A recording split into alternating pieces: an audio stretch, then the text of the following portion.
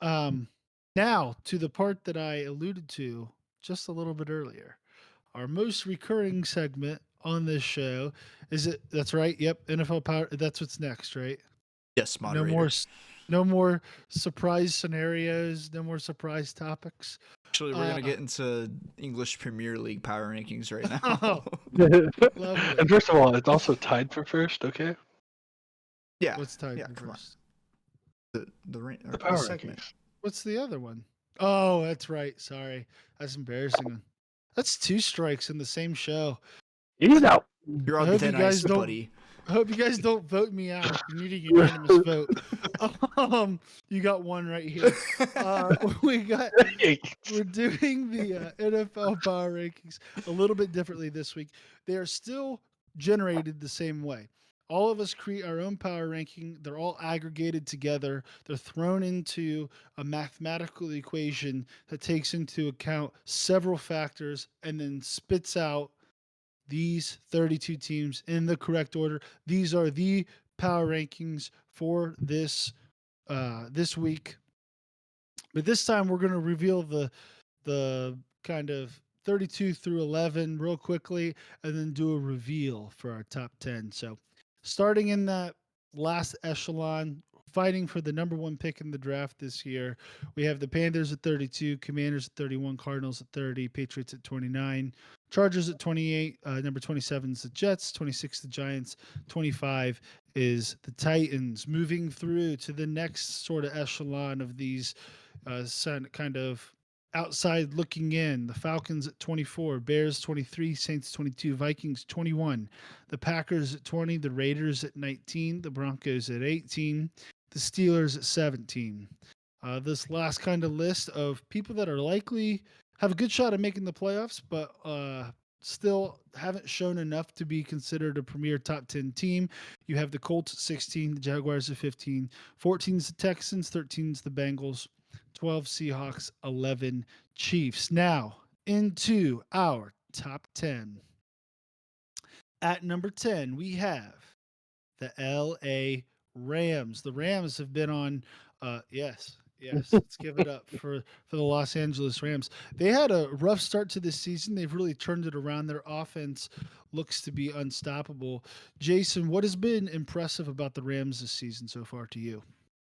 I think a mix of everything. I mean, Kyron Williams has put on a heater still on his heater. His yards, touchdowns, all of the above has looked like an all-around back, receiving as well, and can be a dominant back in the NFL. I mean, Cooper Cup, Matthew Stafford come back healthy or playing lights out as well, and of course Puka Nakua. I mean, you dropped him that late, and then you get a star wide receiver, and put it all together, that's just dominant offense. I mean, their defense can hang on. I mean, you still have Aaron Donald. Aaron Donald is who he's going to be. He's a championship caliber guy. So, um, just a mix of everything, I think. Yeah, I think they've been extremely impressive and quite the turnaround. Everyone thought they were kind of quietly tanking. McVay was going to leave, and now they're primed to make a playoff run. And that's a team that I not want to play in the playoffs. At number 9, what do we have? The Tampa Bay Buccaneers. Ooh. They have played this year in streaks. They started out 3-1, then they went 1-5. Ugh. Oh, 1-6. I'm sorry. 1-6 Oh and wow. through a 7 game stretch. And now they've gone 4-0 to be back above 500, 8-7 with a chance to clinch the playoffs, with a chance for Baker Mayfield to earn $1 million for winning the NFC South this week. I mean, it's a pretty incredible turnaround this season. Jerry, what about the Tampa Bay Buccaneers makes you think that they could maybe make a run in the playoffs? Well, they're first of all they're gonna have a home playoff game if they win their division. That's a huge boost, and it'll likely be against the Cowboys, who cannot win on the road. GG. Yeah, I mean, GG. enough said. Enough said. That being said, Baker Mayfield has played his way into a starter role, definitely into a good contract this year. I know both sides have come out and said they are mutually interested in a long-term contract for Baker, the touchdown maker, the playmaker, whatever you want to call him. He is balling out this year. Real resurgence for him. A lot of credits also to Mike Evans, who has quietly been a top 10 perennial wide receiver. 10 more years. For 10 years, he's only 30 years old. When I heard that this morning, it blew my mind. Dude has had 1,000 yards in every single year since he's came into the league. He's in the upper echelons with like Larry Fitzgerald, Jerry Rice, T.O. if he continues that path of getting 1,000 yards. Dude is just, and day in, day out, a guy that you can rely on, who's going to be consistent and who's gonna be real productive. Another guy is Rachaad White. He's had one heck of a year at the running back position. Just comes in, and I don't know exactly what he's averaging right now. I'd have to look at the stats, but I know he's in, I think, the top 10 for yards per game for running backs right now. Dude is absolutely playing. Sorry, go ahead. No, absolutely. If you look at just the last few games, he has been. The run game for the Buccaneers actually for the season is in the bottom end of the league, but that's not for lack of trying. They kept running the ball, not getting yards. And then in their 4-game win streak, and I think of their last 5 games, he's in that like averaging over 100 yards a game in that. It's because it's finally sort of broke through, and that clearly has helped Baker start to put together the offense. He only has to throw it 25, 26 times with really good efficiency, really high numbers. Mm-hmm. So it's been extremely impressive to watch. Both these two NFC teams are on a massive surge right now. Originally, we were going to do top 8, but I was like, I think we should talk about the Rams and the Buccaneers because they actually look really, really talented. I would not want to play either of these teams right now. They are hot. Extremely hot. Talking about a team that's not doing so hot right now.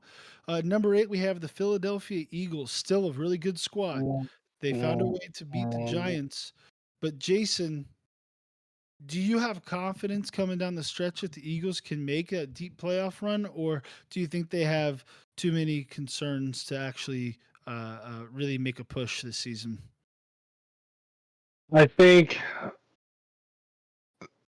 they're talented enough around their holes to make it to an AFC championship game. Do they win that game? Absolutely not. Their defense has too many holes in the back end side. That being said, they do show some life early in the game, but they're not closing out these games, and I think that's another big issue and a very important thing you have to focus on in the playoffs. So can they get there? Yes. Are they going to be a Super Bowl team? Probably not. I mean, they were my Super Bowl favorites to begin the season, but injuries and just not good defensive backs, I think. I think coming into this year, everybody expected them to have the best defense in the league, and it's been arguably one of the worst. Like, they can't stop anybody. Yeah. Mm-mm. Yeah, their secondary has a lot of holes right now. It does, and I don't think that they've really done much to figure that out these last few weeks. I mean, allowing the Giants to actually make somewhat of a comeback is concerning. But at the end of the day, they are 11-4. I mean, they're a top ball club. You can't bring them out of your top 10.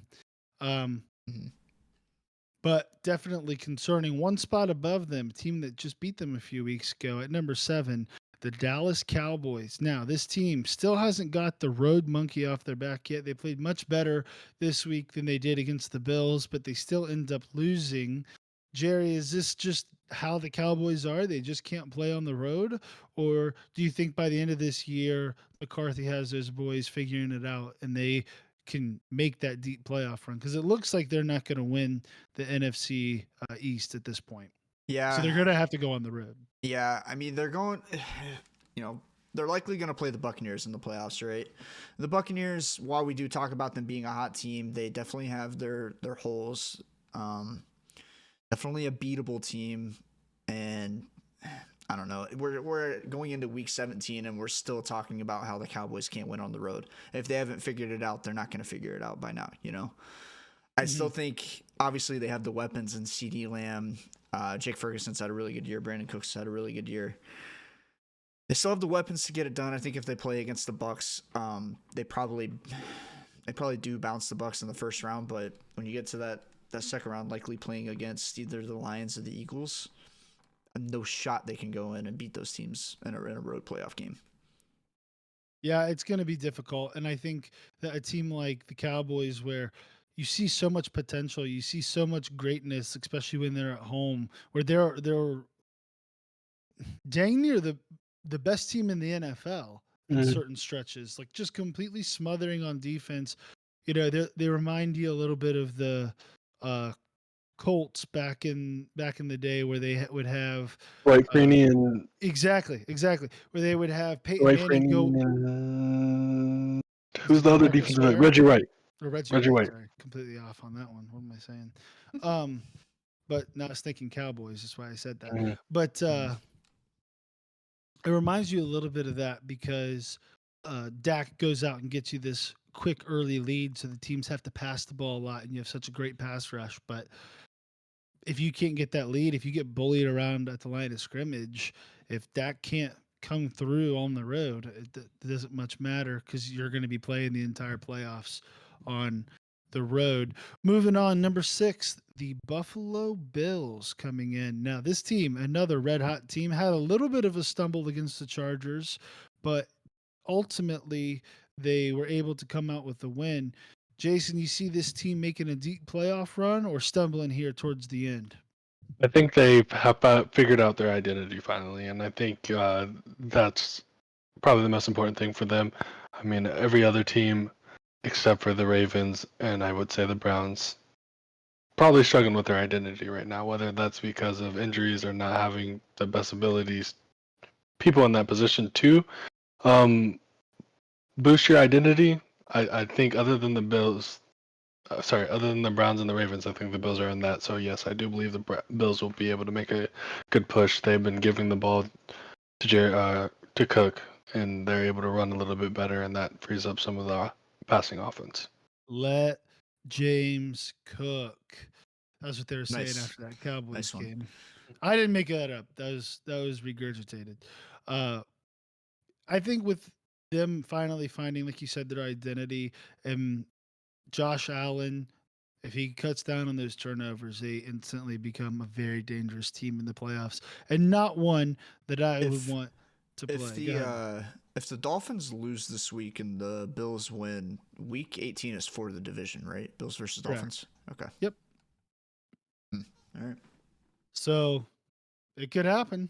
We were just talking about like 3 weeks ago how the Bills are not going to make the playoffs, and now they Might win 50-50 to win the division. Yeah. and they may have home playoff Yeah. games.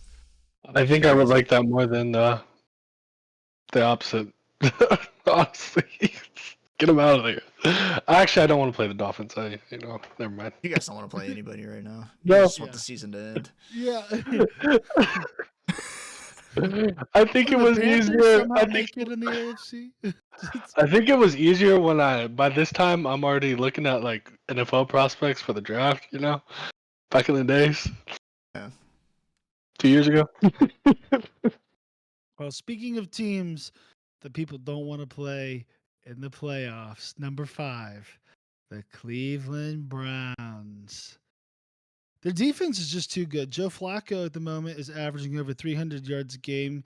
He's set the record for most consecutive 300-yard games in the Browns' career. He set the record for most yards in first 4 starts. He just helped Amari Cooper set the record for most receiving yards in a single game. I mean, he has been a complete boost in the arm for our offense, and it's been unbelievable, honestly, watching that. And you pair that with the number 1 defense in the NFL. This is a team that, if he cuts down on his turnovers, I would not want to play the Browns in the playoffs, because they can smother you on defense and they can score points on offense. And there still is a path to the number 1 seed and a division win. And it requires a lot. It requires the Ravens to lose to both the Dolphins and the Steelers, and then the Browns to win out, and then the Bills to beat the Dolphins in Week 18. So, if all of those things happen, the Browns will be the 1 seed.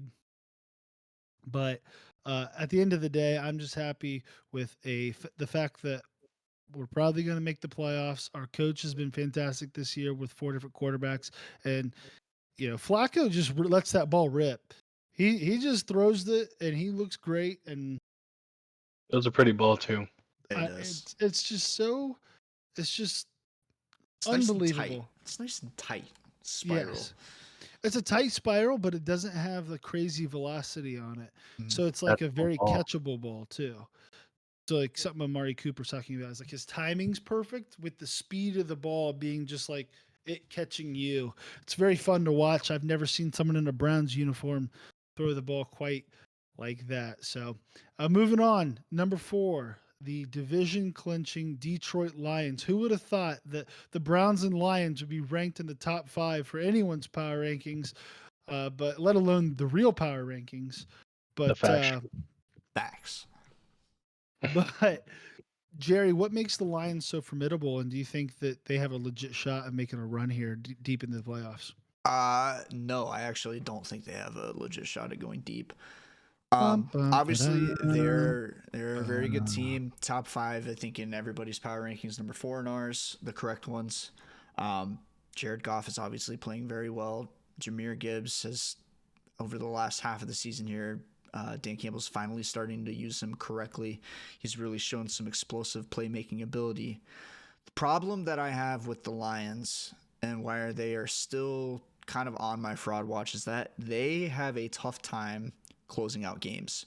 They have a knack for letting teams back into the game. They don't really pile it on. They don't really keep the foot on the pedal.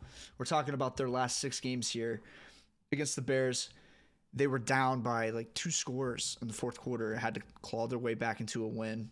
Kudos to them for getting that win. On Thanksgiving against the Packers, absolutely laid an egg.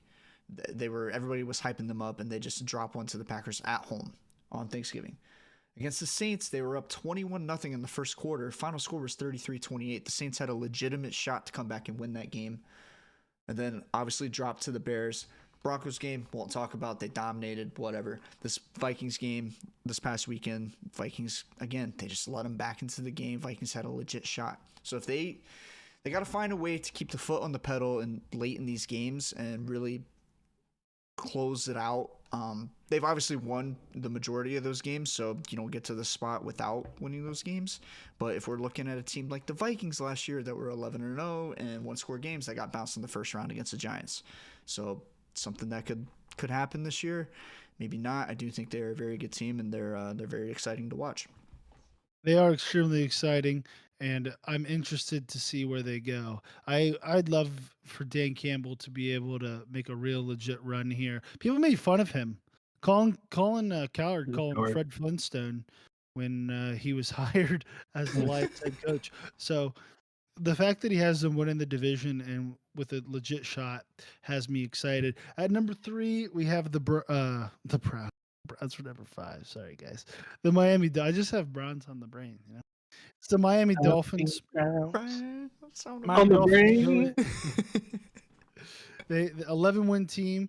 Mike McDaniels has put together probably the most explosive offense in the NFL. Everyone on that team runs like a 4-2. It's absolutely unbelievable. They're really fun to watch. Jason, is there anything that's concerning about the Dolphins? I think Bradley Chubb's really made an impact on that defense, especially Yeah, these last few imagine games. having Bradley Chubb on your We team. did the same thing last year. Beat the Jags in England. And then, we're back in the playoff race. At the trade deadline, trade away Bradley Chubb for a first-round pick. You know what we used that first-round pick on? Who? Sean Payton. Sean Payton, the guy. Never mind. Go ahead. I don't even remember the question. Give it to me. The Dolphins, are they off fraud watch now? Do you feel confident in them going into the Yeah. playoffs? I think they're off fraud watch. Again, like I said 2 weeks ago, I think they proved it to me. Being able to play the Jets and get the probably second worst matchup against your team. Number 1 being the Browns. And still being able to provide offense out there, and then coming out and beating a good Cowboys team. I think they've proven themselves to be a contender in the AFC. I'd have to agree. I think that Tua is such an accurate quarterback with the speed of Tyreek Hill, and if Jalen Waddle gets healthy in time for the playoffs, that's a team that I would not want the Browns to play because we play almost solely man coverage, and trying to man cover Tyreek Hill is not a recipe for success. Can't be done. Can't be done. At number 2, we have the San Francisco 49ers. They just got dog walked by the Ravens, but have had a pretty dominating season this year. And honestly, I think it